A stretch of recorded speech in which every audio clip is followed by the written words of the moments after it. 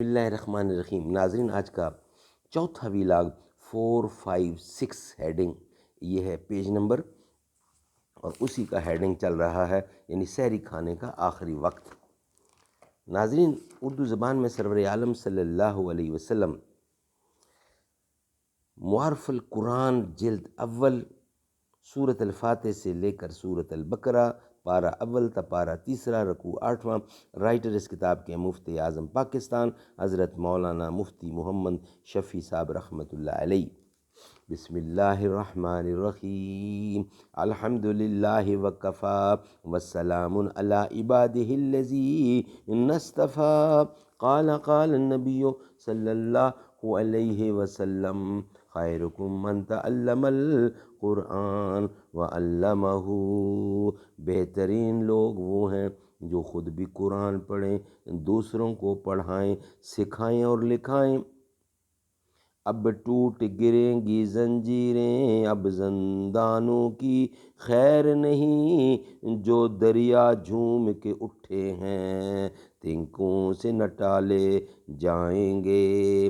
سارے صحابہ نبی کے پیارے، سارے صحابہ نبی کے تارے، جو تارا ہر دم گرد کمر ہے ابو بکر تو ابو بکر ہے۔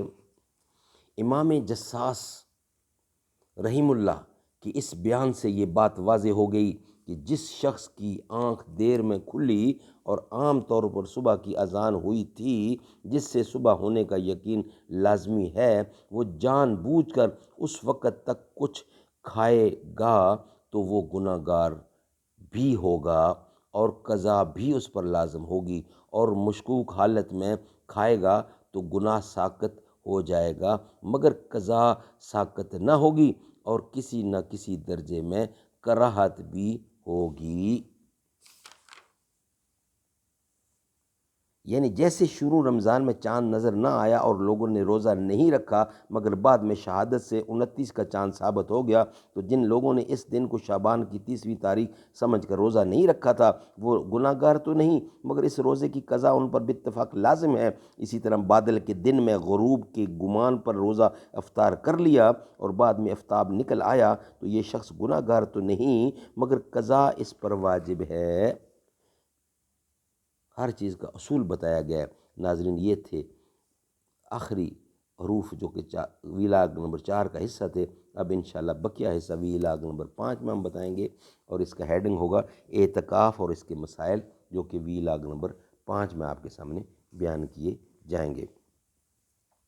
کبھی بیٹھ کر التجا کر رہے ہیں، کبھی ہاتھ اوپر اٹھا مانگتے ہیں، الہی کرم کر دے امت پہ میری، وہ کیا اور اس کے سوا مانگتے ہیں۔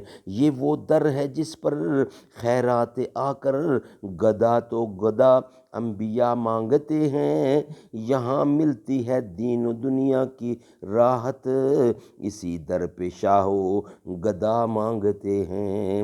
مدینے میں اے نور بلوائے آقا، دعا ہم یہ صبح و شام مانگتے ہیں۔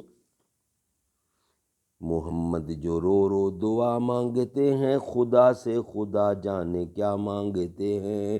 خدا جانے کیا شے ہے کہ جس کو خدا سے وہ سجدے میں سر کو جھکا مانگتے ہیں۔ کبھی بیٹھ کر التجا کر رہے ہیں، کبھی ہاتھ اوپر اٹھا مانگتے ہیں۔